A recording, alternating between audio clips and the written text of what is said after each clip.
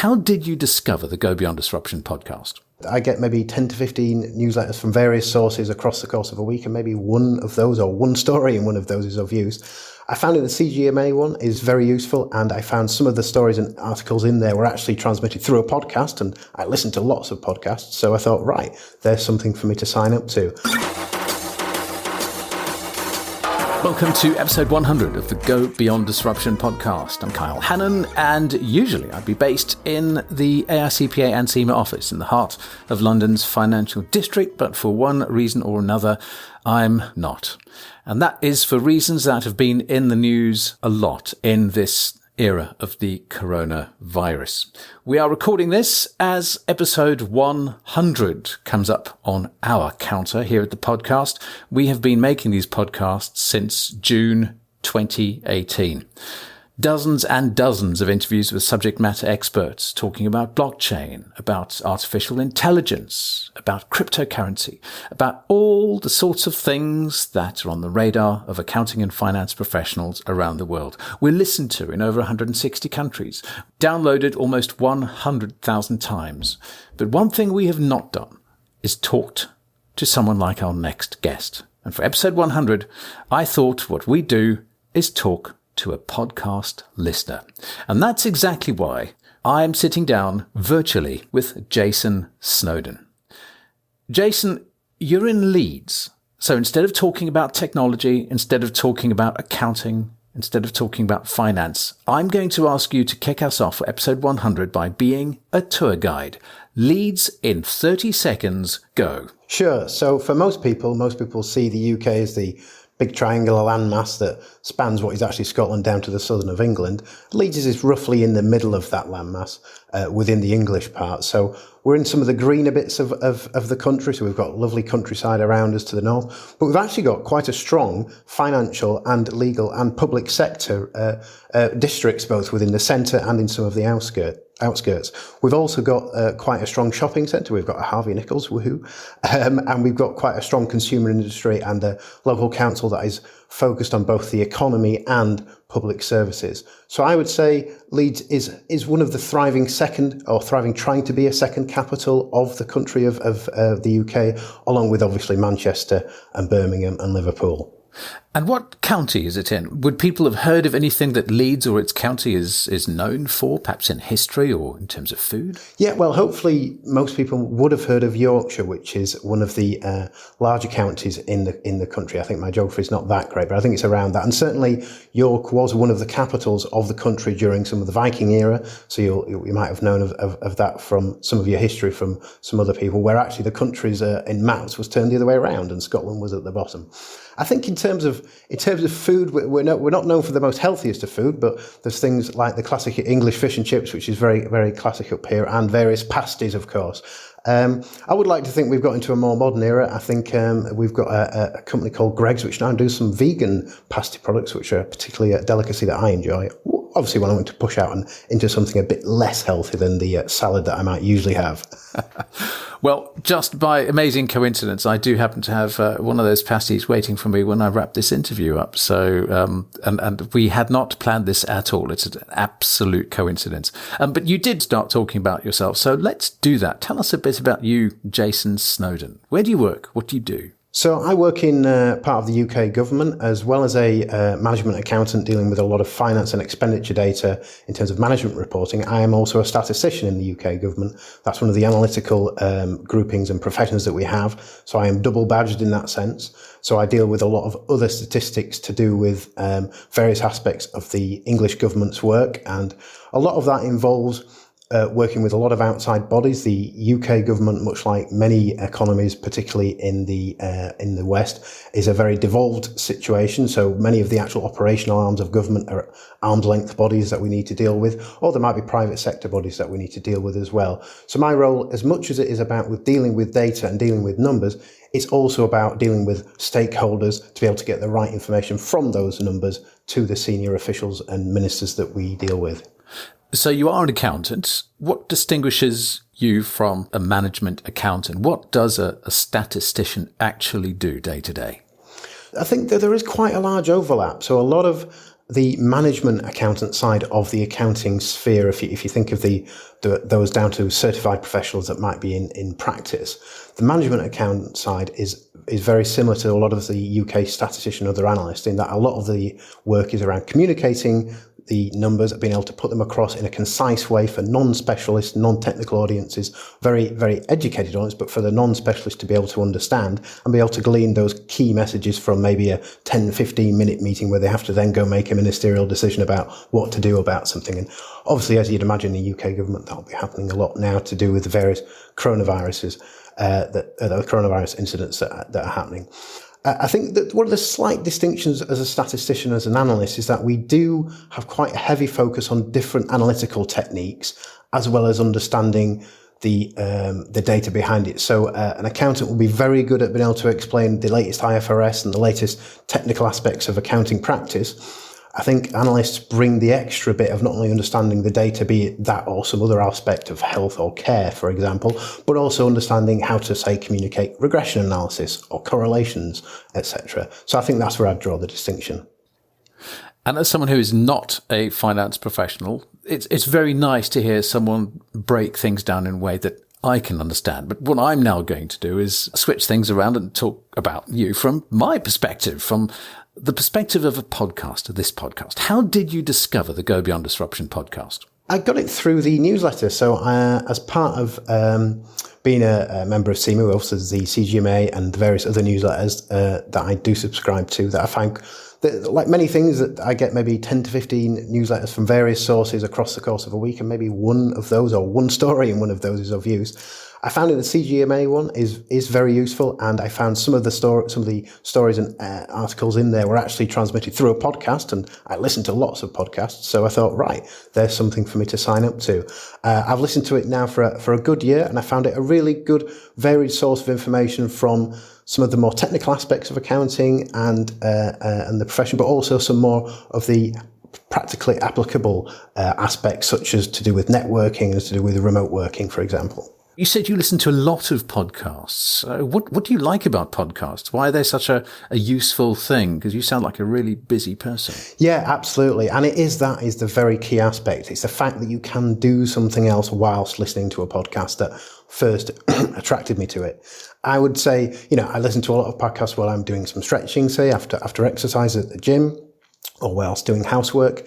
And also, I think I do listen to a lot of science podcasts, and I found that TV documentaries, they often intersperse having somebody sit talking at a screen to lots of sort of whish-bang type of graphics, which really don't convey much. And actually just listening to an audio podcast in those kind of technical discussions, you actually get a lot more from it, and you can engage with them a lot more easily. So what are the topics that engage you the most? Science is a big one for me. I think science covers a wide range of fields. So obviously you've talked a lot on this podcast about AI and machine learning. Obviously, when that was a nascent field, that was something that was talked about in those podcasts. So you get a wide range of information just from those kind of podcasts. But also I like podcasts like this that give me something about managerial work and about something I can apply in my daily work. And there are various BBC Radio 4 podcasts, dare I say, that are on business or on day-to-day work or on political issues as well, which I think as anybody in a relatively high leadership position in a profession, you do need to be able to be aware of not just what's going on in your industry, but in the wider economy and the wider world.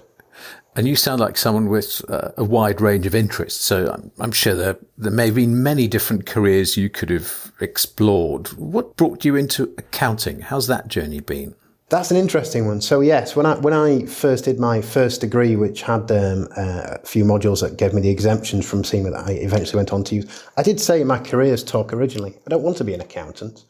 And I think that stemmed probably from a misconception as to what an accountant was. So I had various sort of turns around in different careers in various retail management positions, which were not very accounting led. But what I think brought me to them as I got to those managerial positions, it was the numbers and the data, and recognizing the importance of good data, but also then the actual real key difference you can make if you can communicate what that data says in a good way. You can really make a difference both to the immediate team, but to a wider business, or as I do hopefully in my government work, to the wider economy. So you certainly saw there were opportunities ahead that perhaps you may not have been aware of from the outside until you really started looking into accounting, which I suppose makes a lot of sense. But it's a changing profession, and it's one that I think, certainly from our perspective, we hear has a lot of new potential ahead of it. Perhaps people working as business partners, perhaps people understanding how to be more technical. What are the biggest opportunities that you see ahead for professionals like you right now in the year 2020? Yeah, so looking at this year, I think we're potentially in quite a pivotal year as we see the use of various AI techniques and various new software. So as a new analytical software that we use to sit with some of the other more statistical things like Stata that we've used in the past. And I think that presents us with quite a good opportunity for two key aspects. One, it further drives the automation in the business. So perhaps more so in those data collection, data reporting areas of work, both in public and private sector, we'll see more and more automation. We've seen that already with the use of basic VBA and macros in Excel, but I think that's going to drive more. But I think the other flip side of that is that ourselves as professionals will have to lean more into that communication and understanding of the data, because ultimately I'm not sure that we'll be necessarily getting lots of better data from it. It will be different data, and we will still need to have that layer of interpretation and understanding of the data to be able to communicate effectively with those people who need to use it. So with every opportunity comes a bit of a challenge. What are the challenges that you think we need to make sure are very firmly on our radar as well? I think the key challenge with some of this is to not get carried away. I think there are a lot of great opportunities, and certainly as somebody who works in government and has seen the rise of and use of AI in Google, being able to predict flu pandemics, etc., although their accuracy of late may not be as great as it was in the past. But certainly the rise of that has, to some extent, caught a lot of the mainstream government professions on the hop, and we recognise that, and the sort of release of dusty tables of data are not what people need. And I think we've certainly made that change. I think the challenge and the thing we need to watch out for is not to jump onto another bandwagon. That is to all be learning all this new software without any real understanding as to how we're going to use it and how we're going to mainstream it into our work. We as professionals know very well, I'm sure pretty much every person listening to this podcast will be very adept at Excel, and they will know that if you send an Excel spreadsheet to certain aspects of their customers, they will not be able to use it. Well, think of using something like Aura or one of these new AI programs. You're not going to be able to send a file from that into this. Being able to know how we can make sure we can manage the use of these techniques and these tools across the business, I think will be a challenge, and not sinking all of our investment of time into it to then realise that actually it becomes very siloed and we can't actually use that then to communicate to our customers. I think that's a key thing to watch out for. So how do you keep on top of the changes in the professional environment? Perhaps not as a finance or accounting professional exclusively, but as a busy professional. I mean, you've got all this stuff coming at you. We know here in the UK, for example, we've just been going into our first month after leaving the EU. So post-Brexit, we've got the coronavirus. You've got so much stuff coming at you. How do you as a professional step away from all these new tools, these shiny things, and find a way of just getting through the day? This is where I think I bring in a phrase that one of my previous managers gave to me, which was ants and elephants. So this is a way to sort of look at what's coming at you and what you want to do in a day into two ways. One, you've got lots of little things you want to do, lots of the ants, and you could spend a lot of your time dealing with those little requests for clarification, those little things that you want to put into your calendar maybe, that little bit of tidying of a particular email or drafting that you're sending out. And you can have squashed a lot of ants and spent all morning on that. And then realise in the afternoon after your lunch break perhaps, actually the big elephant, the big piece of work that you wanted to do, maybe a project, maybe it's just setting out a clear agenda for a really important meeting in the following week. You haven't actually got to it. So I think prioritisation is absolutely key. And I think that's got to come from understanding what you want to deliver and what you want to achieve, as much as it is listening to all those things coming into you. What about that networking that you talked about earlier? You said it's very important to engage with people. So when you are engaging with your own peers, tell us about the other topics, the other subjects of conversation at the moment. What are people talking about right now? When you go to a networking event, what are people focusing on? At the minute, certainly within the UK government, across both finance and all of sort of data professionals, if I can use that phrase. It's about transparency. So transparency and being able to get the information out, not just to the people in senior positions in government and as officials, but also to the public, to people, so that we can get the messages across. But one thing I would say when it comes to networking, I would say this is where, as busy people, we can often be very much of a mind to say, right, it's a 30-minute meeting. It's going to be 30 minutes of absolutely focused work talk. And I think that it is important to prioritize getting something out of a meeting and not having meetings that are just little chats. But I would say that part of networking and part of engaging, particularly for finance professionals, be it with other finance professionals or non-professionals, it's about engaging with people and understanding where they come from and being able to cross that barrier. So you talked earlier about multi-site working. That can often lead to a lack of those kind of little chats and discussions that help us understand the kind of pressures that other people are feeling and the kind of other areas of work that they're working on, that then help us when we engage with them, we can understand their perspective. And as we all know, being able to get through a good negotiation where we can get a good outcome where everyone is agreed is about understanding where people are coming from. So understanding some more about the other work and the other things going on in their lives is important as much as focusing just on the outcome or work of the meeting that you're in. Clarity, sense of purpose, focusing on your objective. It is very difficult, I suppose, to avoid distraction from all of these technologies that promise so much new efficiency, so much more productivity. Essentially, you've got to step back and evaluate, haven't you, and say, well, am I actually becoming more productive? Am I actually becoming more effective? And that takes us back to the technology that we use, the podcast. Which app do you listen on? How do you listen to your podcasts? I listen to an app called Podcast Republic. It's on an Android phone. I'm not sure if they do things for iOS or for other devices people may still have.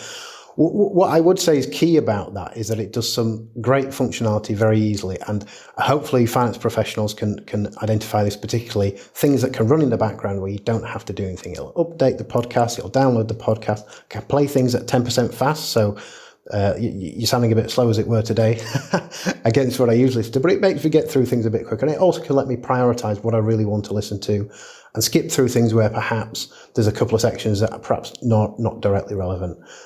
So that's what I use. And I also use a wireless headset. I find that's a really, really great benefit because it means I'm not have to mess around plugging things in, getting it snagged on something, but I can plug in a wireless headset, click a couple of buttons, and I'm back to where I started. I think it's a really great way to listen. And the lovely thing is almost all podcasts are absolutely free, just like this one, which is good. It is. Talking of which, do you have a favourite episode of the Go Beyond Disruption podcast? I do, and I forgive me. I neglected to check exactly which one it was in before speaking to you, but there was one that was particularly on multi-site working. Now, I would love to have heard more on that.